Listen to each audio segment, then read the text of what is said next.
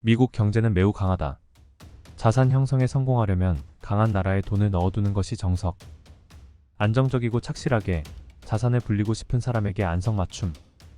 세계 시장에서 고군분투해온 저자가 미국 주식을 추천하는 3가지 이유. 미국의 강점 1. 전 세계에서 사람이 모여 꾸준히 증가하는 인구. 미국의 강점 2. 혁신을 육성하는 토양. 미국의 강점 3. 기술 혁신을 뒷받침하는 풍부한 인재. 저자가 말하는 투자의 비법. 투자의 비법 1. 시장 감각을 기른다. 투자의 비법 2. 가상 트레이딩을 반복한다. 투자의 비법 3. 겸허하게 노력한다. 투자의 비법 4. 운을 아군으로 끌어들인다. 투자의 비법 5. 자신이 잘하는 분야에서 승부한다. 투자의 비법 6. 알 수 없게 되었다면 하차한다. 투자의 비법 7. 정보 수집에 SNS를 활용한다. 오늘 소개할 책은 미국 주식 투자 입문서입니다. 지은이는 마츠모토 오키님이고 옮긴이는 오정화님, 펴낸 곳은 지상사입니다. 책 내용으로 들어가기 전에 제가 생각하는 미국 주식에 투자해야 하는 이유로는 다음과 같은 것들이 있습니다. 높은 수익률, 높은 상승 확률, 달러 자산 보유 효과, 4차 산업의 투자, 높은 배당 성향, 기업 지배구조, 물적 분할, 안정적인 미국 고용시장, 글로벌 최고 기업의 집합소, 유동성, 미국 기업의 적극적인 주주환원 정책, 미국 시장의 매력적인 기업. 미국 증시에 상장한다는 것은 글로벌을 상대로 자금을 조달하고 투자자를 모은다는 의미이기도 합니다. 미국은 자본주의를 대표하는 나라로 기업의 이윤을 극대화하는 것은 물론 그 이익을 주주에게 최대한 많이 돌려주면서 적극적인 주주환원 정책을 추구합니다. 그래서 미국 기업 중 70% 이상이 분기 배당을 시행합니다. 미국은 주식시장 규모가 큰 만큼 상장 기업 수도 많습니다. 지난해 8월 미국 시총 1위인 애플은 시총 2조 달러를 넘으며 우리나라 코스피 시장 전체보다 더 큰 기업이 되었습니다. 저는 이런 이유로 미국 주식에 투자해야 한다고 생각합니다. 투자 대가들의 재테크 투자 노하우는 정말 심플하고 간단합니다. 우린 그걸 망각하고 실천하지 못해서 그들처럼 되지 못한 것뿐입니다. 이제 때가 되었습니다. 오늘도 그들의 노하우를 다시 한번 상기하시고 부자가 되기 위한 정도로 안내해드리겠습니다. 여러분의 미래를 응원하며 바로 출발하겠습니다. 지은이 소개. 마츠모토 오키, 모넥스 증권 주식회사 대표이사, 모넥스그룹 CEO. 1987년 도쿄대학 법학부를 졸업하고 살로몬 브라더스 아시아 증권사에 입사하였다. 1990년 골드만삭스 투자은행으로 이직하고 1994년 30세의 사상 최연소로 골드만삭스의 투자 운용사에 취임했다. 아시아의 트레이딩, 리스크 관리의 책임자가 되었으며 스페셜 시츄에이션 그룹을 설립했다. 1999년에는 소니 주식회사와의 공동 출자로 모넥스 증권을 설립하고 현재 회장 겸 CEO를 맡고 있다. 본문. 최고가를 계속 갱신하는 뉴욕 다우지수. 세계 시장에서 고군분투해온 저자가 미국 주식을 추천하는 3가지 이유. 미국의 강점 1. 전 세계에서 사람이 모여 꾸준히 증가하는 인구. 미국의 인구는 앞으로도 당분간 증가를 계속할 것입니다. 2021년 미국의 총인구는 3억 3,291만 명입니다. 그리고 꾸준히 증가하여 2050년에는 3억 7,941만 명이 될 것으로 추계하고 있습니다. 결과적으로 세계 각국에서 미국으로 사람이 모이면서 이것이 오랜 기간에 걸친 인구 증가를 뒷받침하고 있는 것입니다. 이러한 차이는 어쩌면 경제력에 그대로 반영된다고 생각합니다. 거의 같은 기간 동안 인구가 2,300만 명이 감소하는 일본에 비해 미국의 인구는 4,600만 명이나 증가하므로 양국의 경제력이 지금 이상으로 차이가 벌어지는 상황은 상상하기 어렵지 않습니다. 앞으로 자산을 형성하기 위해 투자하려고 마음을 먹었다면 먼저 이 사실을 똑똑히 머릿속에 기억하기를 바랍니다. 딱 잘라 말해도 좋습니다만 미국 경제는 매우 강합니다. 비단 경제에 한정된 이야기는 아니지만 자산 형성에 성공하려면 강한 나라에 돈을 넣어두는 것이 정석입니다. 미국의 강점 2. 혁신을 육성하는 토양. 미국 경제가 강하다는 사실은 2020년 세계를 뒤덮은 코로나 바이러스의 감염이 확대되는 과정에서도 입증되었다고 생각합니다. 인구비로는 설명할 수 없을 정도로 미국의 감염자 수와 사망자 수는 모두 일본을 크게 상회하고 있습니다. 하지만 이러한 상황에서 코로나19의 효과적인 백신을 가장 먼저 개발한 화이자, 모더나와 같은 미국의 제약회사는 빠르게 정부의 승인을 받아 백신을 대량으로 생산하였으며 무서운 기세로 미국 전역의 백신 희망자에게 제공하고 나아가 전 세계에 백신을 공급하였습니다. 이미 뉴욕에서는 많은 사람이 마스크를 벗고 생활하고 있으며 경제는 정상화를 향해 나아가고 있습니다. 백신이 개발되자 눈 깜짝할 사이에 미국 국민은 백신을 맞으려 움직이며 이제 괜찮다라는 생각에 경제를 단숨에 돌려놓기 시작합니다. 이러한 활력, 다이너미즘이 바로 미국 경제의 강점입니다. 옛날, 그렇게 말해도 약 30년 전의 일이지만 기술력이라고 하면 일본이 떠오르는 시절이 있었습니다. 물론 지금도 일본이 가지고 있는 기술력은 매우 높은 수준이지만 눈앞에 닥친 난제를 돌파하면서 세상에 혁신적인 기술을 탄생시키는 힘은 유감스럽게도 오늘날의 일본에서는 거의 찾아볼 수 없습니다. 이러한 혁신에 관해 미국을 대적할 만한 나라는 거의 없을 것입니다. 전 세계에 코로나19가 확산될 조짐이 보이기 시작한 2020년 1월 시점에 코로나19의 백신 개발에 관한 연구는 전혀 없었습니다. 지금까지 백신이 개발되기 위해서는 항상 수년의 시간이 필요했기에 코로나19의 백신 개발에도 그만한 시간이 필요하다고 논의되었는데 미국 정부는 2020년 말 미국의 화이자에 코로나19 백신의 사용 허가를 내주었습니다. 어떻게 이렇게 짧은 기간에 백신 개발에 성공할 수 있었을까요? 먼저 과거 팬데믹 상황에 놓일 뻔했던 사스나 메르스라는 또 다른 코로나19에 대응하기 위한 연구가 진행되고 있었기 때문에 이번 백신 개발이 조기에 실현되었다는 것을 하나의 이유로 들 수 있습니다. 그렇다고 하더라도 미국이 가진 혁신적인 기술 개발 능력에 경의를 표하지 않을 수 없습니다. 이는 코로나19의 백신 개발뿐만이 아니기 때문입니다. 예를 들어 암호 자산으로 유명해진 블록체인 기술이 있습니다. 과거 비트코인 보유자 수는 세계에서 일본이 가장 많았으며 블록체인 기술에 관한 논문은 러시아어로 작성된 것이 많았기 때문에 암호 자산이나 블록체인에 관해 미국이 독점하고 있다고 말할 수 없었지만 그 이후 미국의 급격한 반격으로 지금은 미국이 다른 나라를 리드하고 있습니다. 아니, 이렇게 간단하게 말하고 끝날 내용이 아닙니다. 미국은 이미 다른 나라보다 3발 정도를 앞서고 있다고 말하는 것이 더 정확할지도 모릅니다. 미국에서 이렇게까지 훌륭하게 혁신이 이루어지는 이유는 규제의 방법이 매우 뛰어나기 때문입니다. 사회에 악영향을 미칠 수 있는 부분에 대해서는 확실하게 규제하면서도 혁신을 위해 필요한 부분에 대해서는 규제를 완화하여 자유롭게 활동하도록 합니다. 그 완급 조절이 매우 뛰어난 것입니다. 규제를 완화하기만 하면 경쟁 상태가 과열되면서 지나치게 무질서한 환경이 조성될 우려가 있습니다.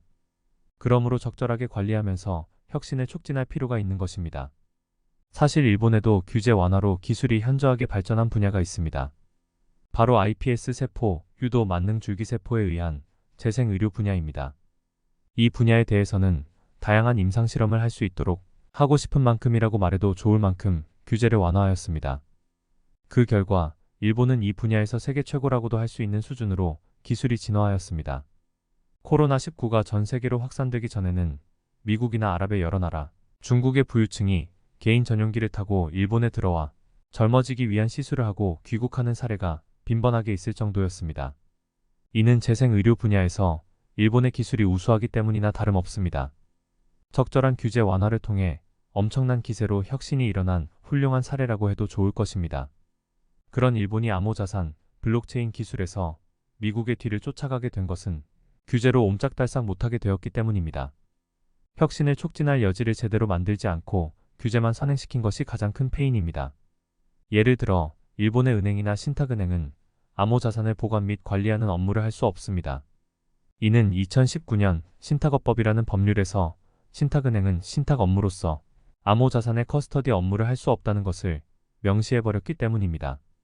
그에 비해 은행은 은행법에 명시되어 있지 않아 암호자산의 커스터디 업무가 가능했는데 실제로 이를 이행하기 위해서는 개별적으로 금융청의 승인을 받아야 할 필요가 있어 결국 일본의 은행과 신탁은행은 암호자산의 커스터디 업무를 이행하지 않았습니다.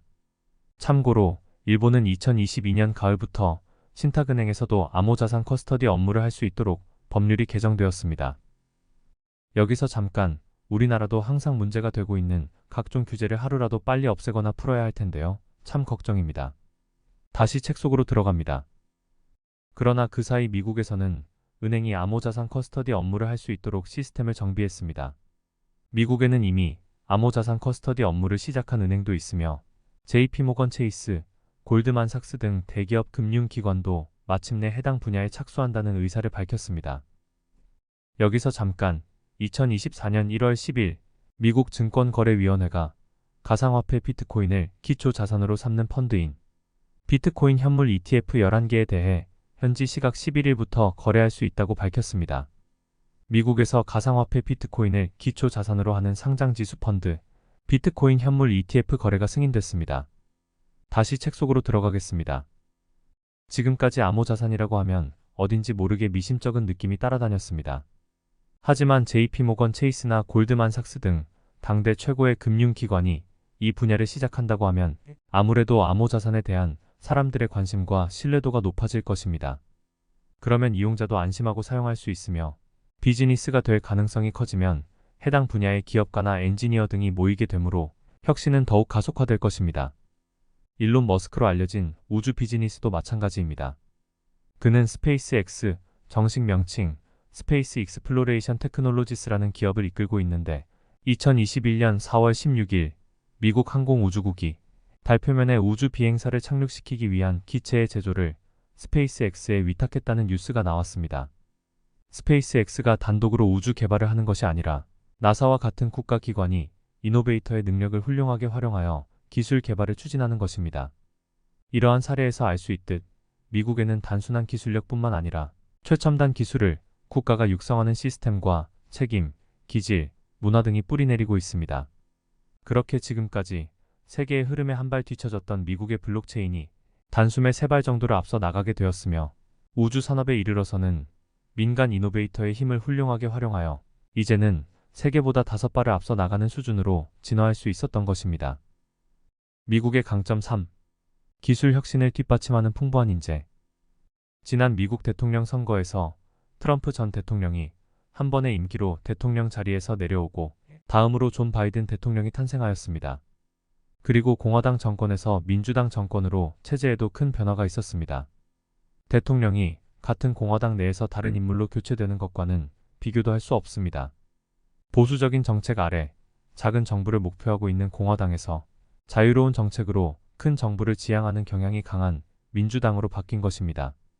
당연한 말이지만 이것은 엄청난 스트레스가 됩니다. 그런데 미국의 경우에는 민주당과 공화당의 양당제를 바탕으로 두 정당이 여당이 되거나 야당이 되는 것을 반복하기 때문에 정권의 교체 정도로는 기능 부전에 빠지지 않습니다. 그 배경에는 정치가뿐만 아니라 정치가를 지원하는 관계자의 인재가 매우 두텁다는 것을 들 수 있습니다. 실제로 미국은 2020년 시행된 대통령 선거로 트럼프에서 바이든으로 대통령이 바뀌고 공화당에서 민주당으로 정권이 교체되었지만 국가는 아무런 문제 없이 움직이고 있습니다. 이러한 탄탄한 인재는 정치 영역뿐만 아니라 군대나 경제, 금융에 이르기까지 모든 부분에서 볼 수 있습니다. 탄탄한 인재야말로 미국의 저력을 뒷받침하고 있다고 해도 과언이 아닙니다. 그리고 이러한 두터운 인재는 미국의 이민 정책에 의해 유지되고 있다고도 생각할 수 있습니다. 물론 그 나라가 사람을 끌어들일 만한 매력이 없다면 아무리 적극적으로 이민 정책을 추진해도 소용이 없을 것입니다. 하지만 미국의 이민자들이 모이는 것은 그만큼 매력적인 이유가 있기 때문임이 틀림없습니다.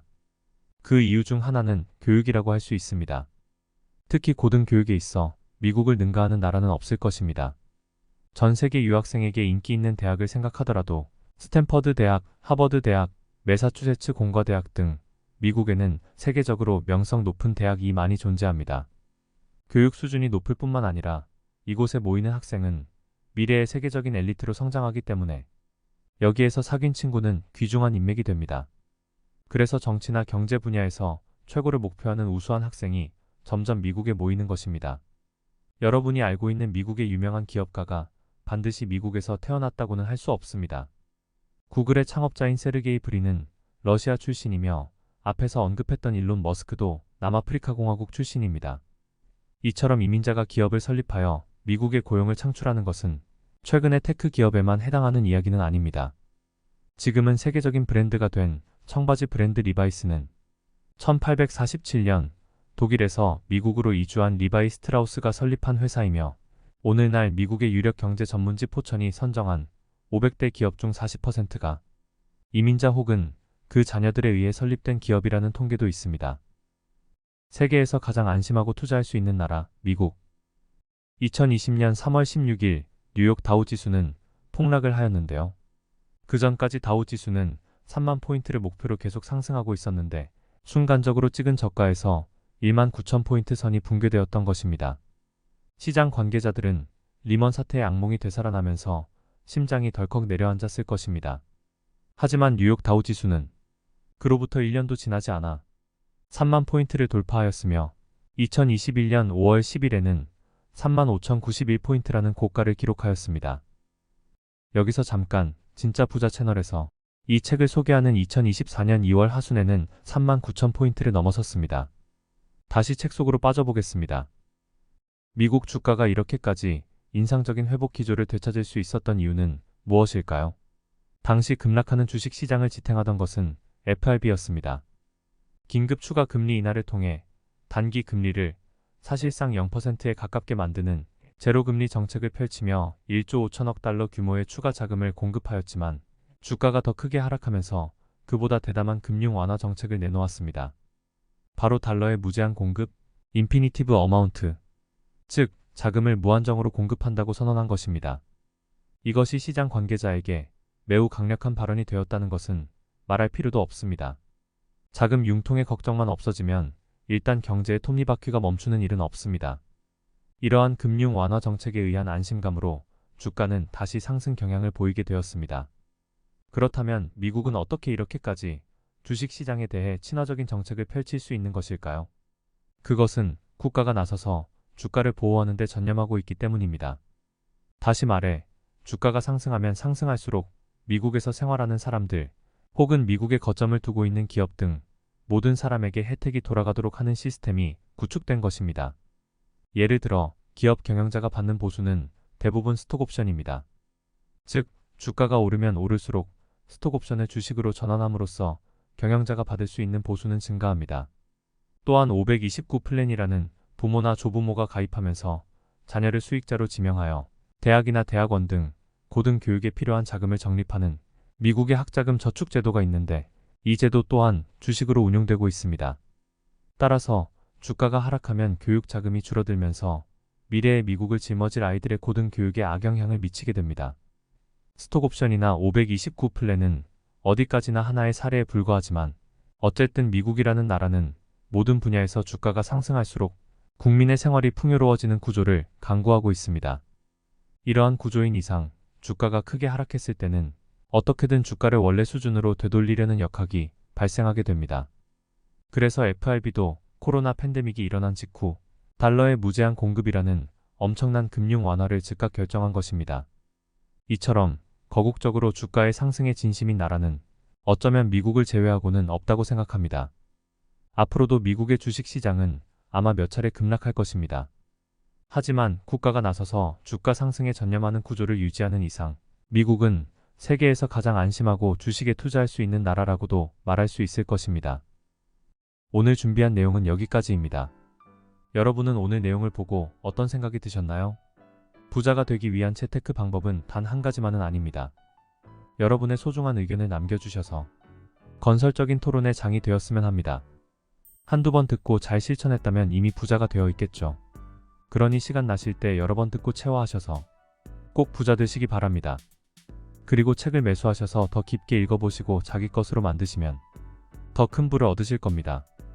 마지막으로 구독, 좋아요, 알림 설정해주시면 투자해놓은 부동산과 집이 최고가를 갱신하고 주식에서 물린 종목 떡상하며 계좌가 붉게 불타오르고 가상화폐 역시 떡상하여 최고급 차 한 대 사실 겁니다.